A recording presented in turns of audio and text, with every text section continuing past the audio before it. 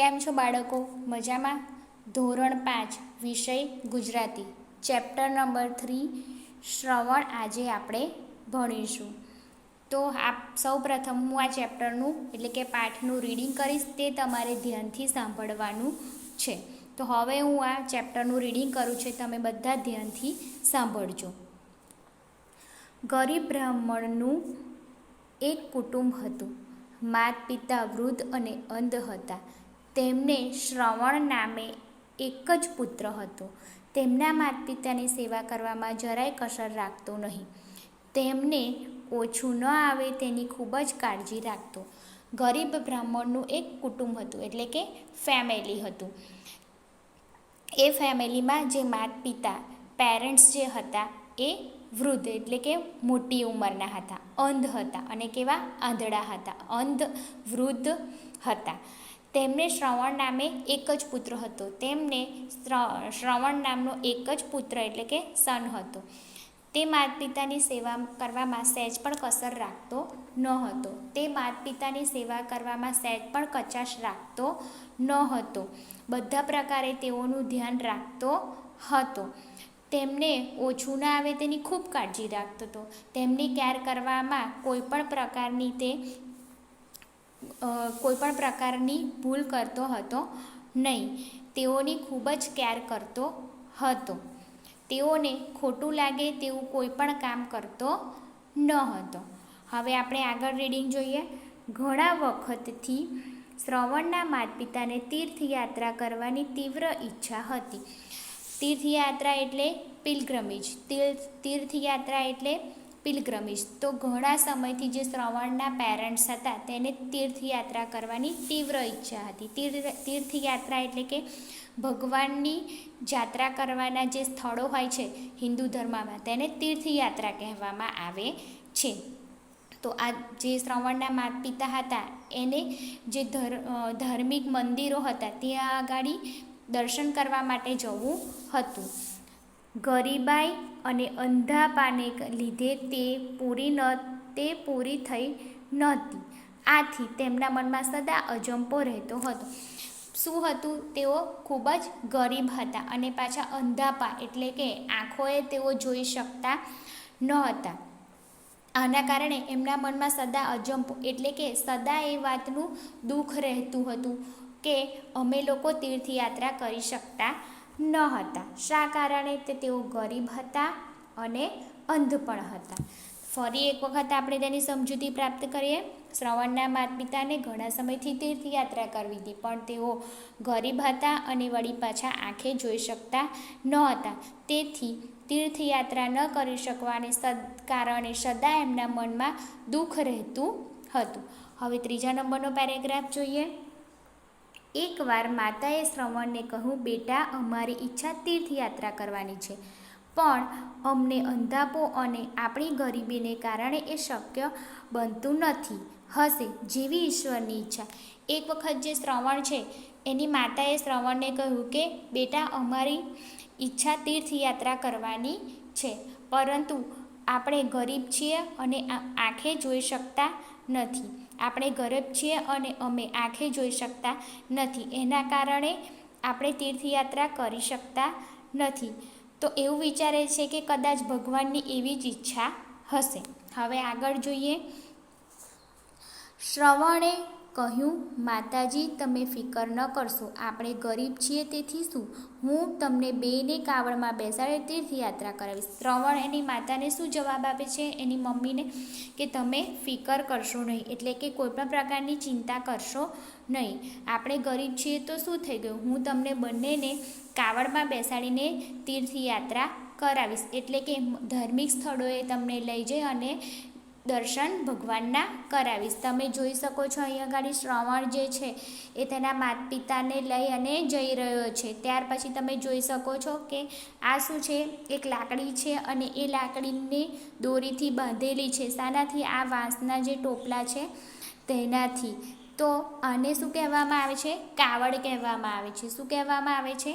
કાવડ. તો શ્રવણ જે છે એના માતા પિતાને આવી કાવડમાં બેસાડી અને તીર્થયાત્રા લઈ જવા માટે કહે છે.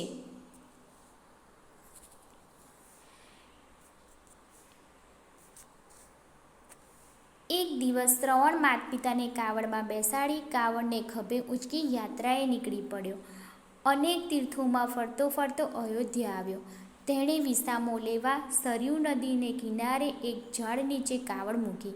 માતા પિતાને તરસ લાગી હતી એટલે તે ઘડો લઈ પાણી ભરવા નદીમાં ઉતર્યો. શું થાય છે, એક દિવસ જે છે એક શ્રવણ જે છે એના માતા પિતાને કાવડમાં બેસાડી અને તીર્થયાત્રા કરવા માટે નીકળે છે અને ફરતો ફરતો તે ક્યાં આવે છે? અયોધ્યામાં આવે છે. અયોધ્યા કોની નગરી છે બાળકો, તમને ખબર છે? વેરી ગુડ, રાજા રામ, ભગવાન રામ, બરોબર છે ને? તો જે રામ ભગવાનની અયોધ્યા નગરી છે ત્યાં આગળ શ્રવણ શું કરે છે? કાવડને ખભે લઈ અને આવે છે વિસામો લેવા માટે. એટલે કે એ બહુ જ થાકી ગયો હોય છે એટલે વિસામો એટલે કે આરામ કરવા માટે આવે છે. અહીંયા એક શબ્દ આપેલો છે થ્રિસ્ત. શબ્દ આપેલો છે થ્રિસ્ત, તો એને કહેવાય તરસ. તરસને કહેવાય થ્રિસ્ત. તો એ શું કરે છે? એના માતા પિતાને પાણી પીવડાવવા માટે ત્યાં આગળ જે કાવડ છે એને મૂકી દે છે. ક્યાં આગળ મૂકી દે છે? સરયુ નદી જે હોય છે ત્યાં આગળ એક ઝાડ હોય છે ત્યાં, અને ઘોડો લઈ અને પાણી ભરવા નદીમાં ઉતરે છે. ફરી એક વખત આપણે આ પેરેગ્રાફની સમજૂતી પ્રાપ્ત કરીશું. શ્રવણ જે છે તેના માતા પિતાને કાવડમાં બેસાડી અને ખભે ઊંચકી યાત્રાએ જવા નીકળી પડે છે. એ ફરતો ફરતો અયોધ્યા આવે છે અને ત્યાં તે ખૂબ થાકી જાય છે. તેથી આરામ કરવા માટે સરયુ નદીના કિનારે એક ઝાડ હોય છે ત્યાં આ કાવડને મૂકે છે. અને તેના માતા પિતાને તરસ લાગી હોવાથી એ શું કરે છે? ઘોડો ભરવા માટે નદીમાં ઉતરે છે. પછી શું થાય છે વિદ્યાર્થી મિત્રો, આપણે આગળ જોઈએ. એ જ વખતે રાજા દશરથ શિકારની શોધમાં નદી બાજુ આવ્યા હતા. શ્રવણે નદીમાં પાણી લેવા માટે ઘોડો બોળ્યો ત્યારે એનો બુડબુડ અવાજ દશરથ રાજાને કાને પડ્યો. કોઈ પશુ નદીમાં પાણી પીવા આવ્યું હશે એમ માની તેમણે અવાજની દિશામાં બાણ છોડ્યું. શું થાય છે એ વખતે? જેવો એ પાણીમાં ઘોડો બોળે છે અને એ જ સમયે જે રાજા દશરથ છે એ શિકારની શોધમાં શું કરે છે? આવે છે અને નદીની બાજુમાં જ તે હોય છે. શ્રવણે નદીમાં જે ઘોડો બોળ્યો પાણી લેવા માટે ત્યારે બુડબુડ એવો અવાજ થાય છે. રાજા દશરથ છે તેમના કાને એ અવાજ પડે છે.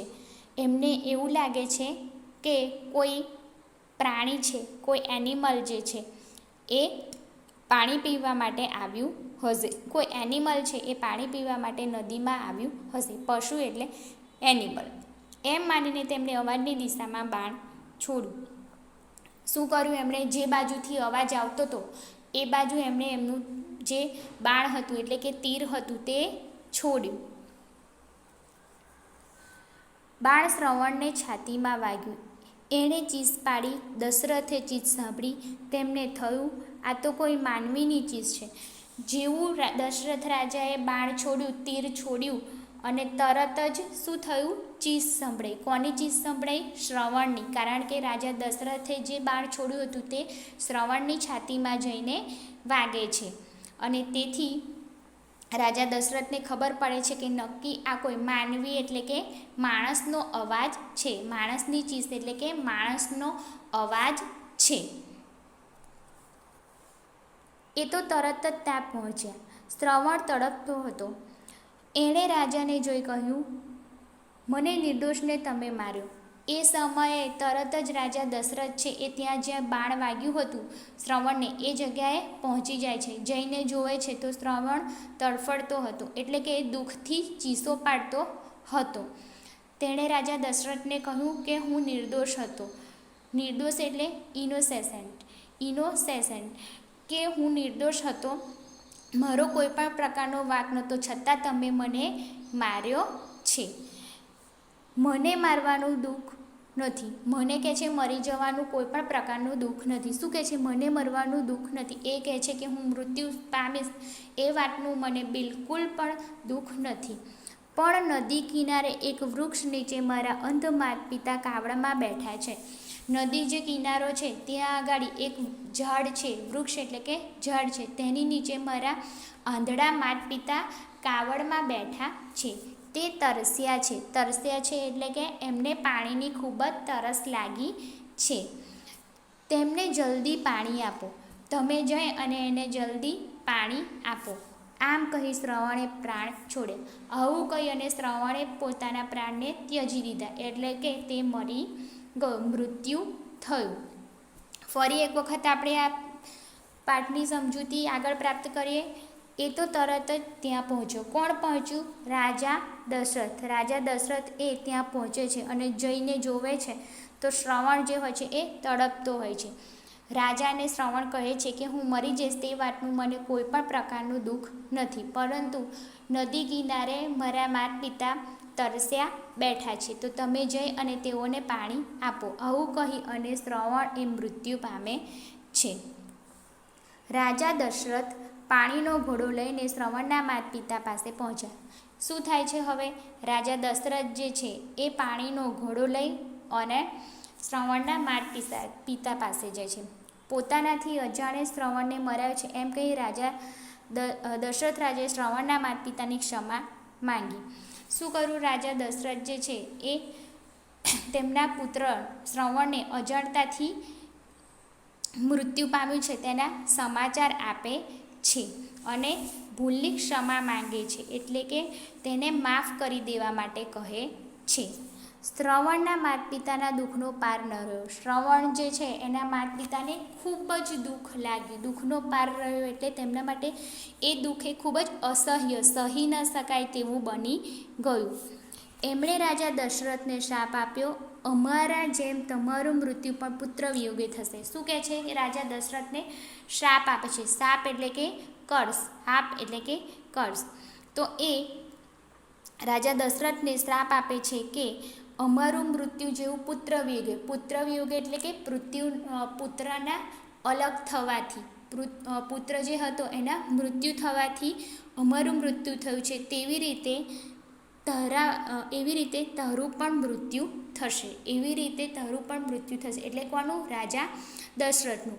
આવો શાપ આપી અને તેઓ પ્રાણ છોડી દે છે, એટલે કે મૃત્યુ પામે છે. ફરી એક વખત આપણે સમજીશું. રાજા દશરથ જે છે એ પાણીનો ઘોડો લઈ અને શ્રવણના માતા પિતા પાસે જાય છે. શ્રવણના માતા પિતા એ શ્રવણના મૃત્યુથી ખૂબ જ દુઃખી થઈ જાય છે અને રાજા દશરથને શાપ આપે છે કે અમારું મૃત્યુ જેવી રીતે પુત્ર વિયોગમાં થયું તેવી રીતે તમારું મૃત્યુ પણ પુત્ર વિયોગમાં થશે, અને ત્યાર પછી મૃત્યુ પામે છે.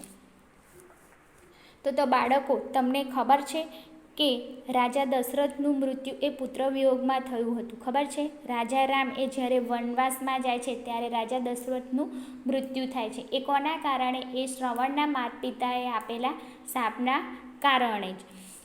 માતા પિતાની ભક્તિ માટે શ્રવણને આજે પણ સૌ યાદ કરે છે. શ્રવણ એ માતા પિતાની ભક્તિ કરતો હતો, તેમનું ખૂબ જ ધ્યાન રાખતો હતો. બરોબર છે? તો તેમને લોકો આજે પણ યાદ કરે છે. માતા પિતાની સેવા એ ઈશ્વરની સેવા છે. આપણે માતા પિતાની સેવા કરીએ એ ઈશ્વરની સેવા સમાન જ છે. ઈશ્વર એટલે કે ભગવાનની સેવા સમાન છે. તો બાળકો, આ પાઠમાંથી આપણને શીખવા મળે છે કે આપણે પણ માતા પિતાની સેવા ચાકરી કરવી જોઈએ અને તેમનું કહ્યું માનવું જોઈએ. હંમેશા તેમને માન સન્માન આપવું જોઈએ. તો બાળકો, આ ચેપ્ટરમાં આપણે શ્રવણની વાર્તા અને આપણે આપણા માતા પિતાને માન સન્માન આપવું જોઈએ તે શીખ્યા. Thank you.